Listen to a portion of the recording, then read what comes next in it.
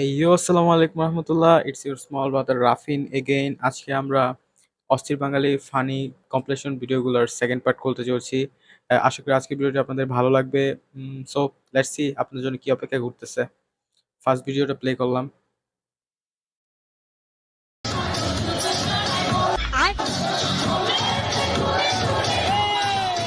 Moment है भाई moment है। हाय हाय। লিটারালি দাদুকে দেখে মনে হচ্ছে তার যুগ বয়সের প্রেমের কথা মনে পড়ে গেছে এই গানটি শুনে। 3 যুগ যাবৎ বুকে বাঁধা পড়ে থাকা ভালোবাসা আজ বুক চিরে বের হতে চাচ্ছে।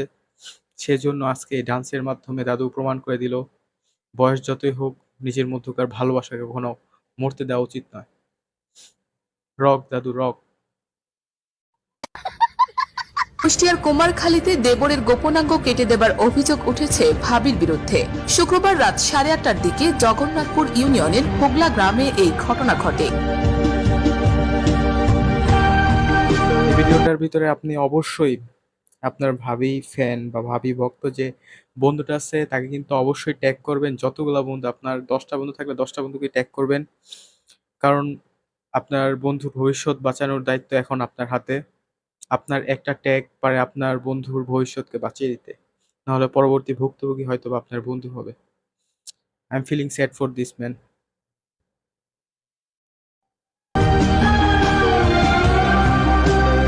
টেম্পু চালাই টেম্পুতে ব্রেক নাই তার লইয়া কেমনে আমি কক্সবাজার যাই বন্ধু আমার টেম্পু চালাই টেম্পুতে ব্রেক নাই তার লইয়া কেমনে আমি কক্সবাজার যাই।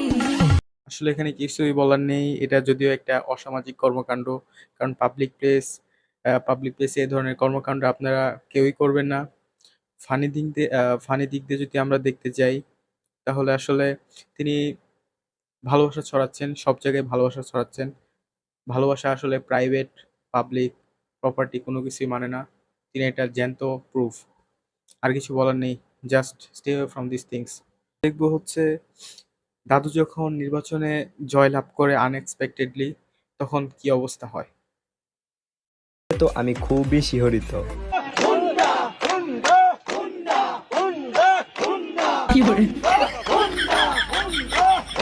আসলে কিছু বলার নেই। আমার মনে হয় দাদু বাড়ি থেকে রিহার্সাল করে আসছে।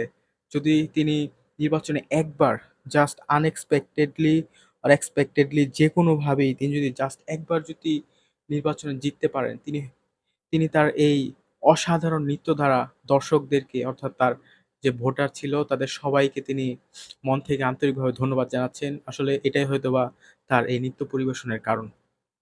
বাকিটা আপনারাই জানেন। আপনারা কমেন্ট বক্সে যে যা ইচ্ছা তা করতে পারেন।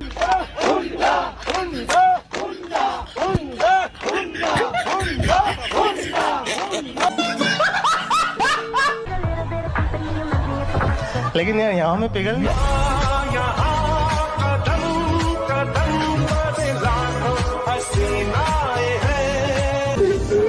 এটা দেখার পর আমার সিঙ্গেল বন্ধুর অবস্থা।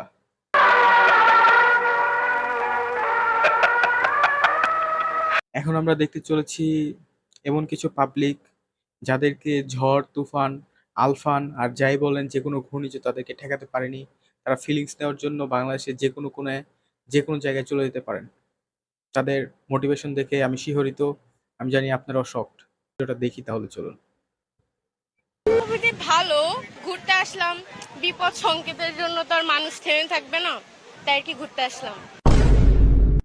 এমনি সময় তো এরকম ঢেউ দেখা যায় না, বিপদ সংকেত এই জন্যই হয়তোবা দেখা যাচ্ছে। শুনেই আসছি আমরা। আমি ভাইরাল হতে চাই না। আপু আপু যে কোনো কোনায় চলে যেতে পারেন এখন আমার মনে হচ্ছে। আসল কথা হচ্ছে ইনডিরেক্টলি তিনি ফিল নেওয়ার জন্যই গেছেন। আমার মন চাইছে যখন রিসেন্টলি ঝড় বৃষ্টি হয়েছিল ফিল নেওয়ার জন্য, বাট এই ঝড় তুফানের মধ্যে আমি যদি উড়ে যাই আমার মা বাবার কি হবে সে চিন্তায় আমি আর যাইতে পারি নাই। বাট আই থিঙ্ক আপুদের এরকম কোনো চিন্তা ভাবনা নাই। দেখি নেক্সট আপুটা কি বলে। আপনারা এগুলো ভাইরাল করতে চান যে আমরা বিপদ সংকেত মানে শুনে আসছি দেখার জন্য। এমন না যে আমরা হচ্ছে 10 নম্বর সংকেত জানার পরে ওইখানে আসছি ঝড় দেখার জন্য, এরকম না। ঝড় এখন যদি বলি যে ঝড় দেখে অনেক ভালো লাগতেছে, এটা ভাইরাল হয়ে যাবে। লিটারেলি আপুটা ভাইরাল না হইতে চাও, ইনডিরেক্টলি ভাইরাল হয়ে গেছেন। কারণ এই ধরনের ইন্টারভিউতে লিটারেলি সবাই ভাইরাল হয়ে যায়। আপুকে তার এই উদ্যম, এই মোটিভেশনের জন্য তিনি যে ফিল নিতে গেছেন সমুদ্র পাড়ে, এটার জন্য তাকে সাধুবাদ জানাচ্ছি আমরা। আমরা চাই বাংলাদেশের আরো জনগণ যাতে এভাবে যাক এবং জনসংখ্যা যাতে কমে যায়। বাট আমি আপনি যাতে না চাই, ঠিক আছে? আমরা জাস্ট মিম দেখবো। ভিডিওটা দেখার পর আমার একটা মিমের কথা মনে পড়ে গেছে, লাইক কনফার্ম জান্নাতি হে কনফার্ম জান্নাতি।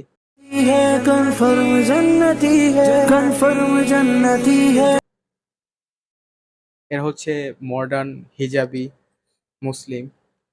সামাজিক এবং ধর্মীয় শিক্ষার অভাবের কারণেই তাদের এই অবস্থা। সতর্ক জানাচ্ছি সকলকে, আপনারা কিন্তু এই ধরনের অসামাজিক কর্মকাণ্ডে জড়াবেন না এবং নিজেদের মান-ইজ্জত কিন্তু হারাবেন না, কারণ নেক্সট ভিডিও হয়তো বা আপনার হতে পারে।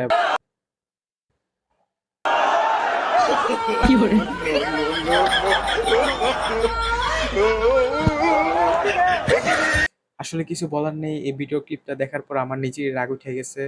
সো কাদের সাহেব কিভাবে নিজের রাগকে সামলাবেন? সারা বাংলাদেশের সবাই এই পার্সোনালিটিকে চিনেন, ঠিক আছে? তাকে এইভাবে বারবার রিপ্রেজেন্ট করার কিছুই নাই। আর কিছু বলবো না, এটা কন্ট্রোভার্সিয়াল দিকে চলে যাবে, রাজনৈতিক দিকে চলে যাবে, পরে ভালো হতে যায় অনেক বেশি ভালো হয়ে যাবে আমার সাথে। আমরা নেক্সট ক্লিপে চলে যাই। এমন কোন জায়গা যেখানে ঢোকানোর আগে চুষে নিতে হয়? I actually hate my mind. আমি জানি আপনারাও আপনাদের মাইন্ডকে অনেক হেট করেন, নিজের মাইন্ডকে হেট করবেন, তাহলেই ভালো থাকবেন, পবিত্র থাকবেন। দেখি আপু কি উত্তর দেয়।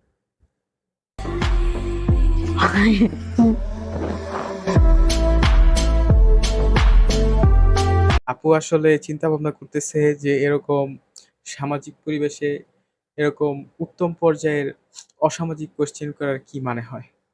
বাই দ্য ওয়ে, এই কোশ্চেনের আনসার কিন্তু সুই সুতা, ঠিক আছে? আমি আগেই বলে দিলাম, আপনারা আবার ব্যাড সাইডে নেবেন না, ঠিক আছে?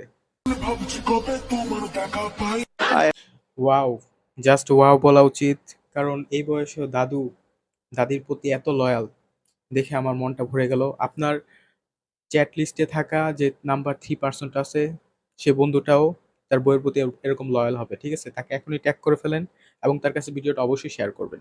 আমি জানাইছি যে সে অনেক loyal.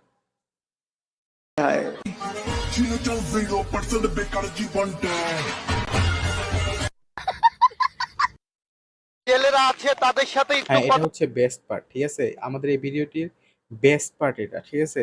Just watch till the end. কথা বলবো। যে ভাই এই যে এখানে কেন ছুটে আসলেন, কি করছেন? আমরা এই বন্যায় এই যে পানি কি করছেন?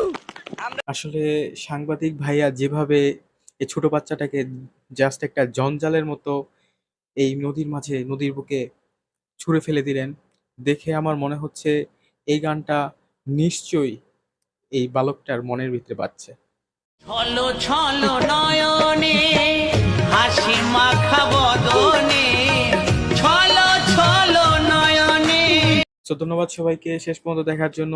এই ছিল আজকের ভিডিও। জানি না আপনাদেরকে কতটুকু হাসাতে পেরেছি, এন্টারটেইন করতে পেরেছি। যদি আমার ভিডিওগুলো ভালো লাগে অবশ্যই শেয়ার করবেন। লাইক, কমেন্ট করা এগুলো সব হচ্ছে আপনাদের ব্যক্তিগত ব্যাপার, এবং সাবস্ক্রাইব যদি বেশি ভালোবাসে থাকেন আমার ভিডিওগুলোকে সাবস্ক্রাইব করতে পারেন এবং ফেসবুক পেজ থেকে দেখে থাকলে ফলো করতে পারেন। হ্যাঁ, দ্যাটস ইট ফর টুডে। দেখা হবে অন্য কোনো একটি ভিডিওতে। ততদিন পর্যন্ত হাসতে থাকুন।